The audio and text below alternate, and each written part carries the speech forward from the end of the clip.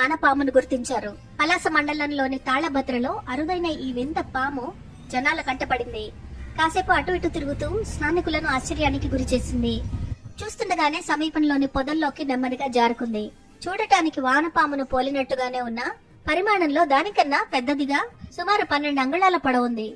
ఇది నేలపై పాకుతున్న క్రమంలో రంగులు మార్చుతూ వింతగా కనిపించింది.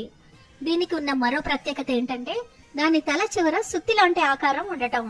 ఇది చూపరులను మరింత ఆశ్చర్యానికి గురి చేసింది. నేలపై మెరుస్తూ కనిపించిన ఈ వింత పామును చూసిన స్థానికులు తమ సెల్ ఫోన్లలో వీడియోలు తీసి సోషల్ మీడియాలో పోస్ట్ చేశారు. దీంతో ఇది కాస్త వైరల్ గా మారి వైల్డ్ లైఫ్ సొసైటీ దృష్టికి చేరింది. దీనిపై స్పందించిన వారు ఇది వానపాము జాతికి చెందిన హ్యామర్ హెడ్ వామ్ అని చెబుతున్నారు. మన దేశంలో కొన్ని ప్రాంతాల్లో అరుదుగా కనిపించే హ్యామర్ హెడ్ వామ్ విషపూరితమైనదని, ప్రమాదకరమైనదని అన్నారు. ఇవి ఇళ్లలోకి చొరబడకుండా తగు జాగ్రత్తలు తీసుకో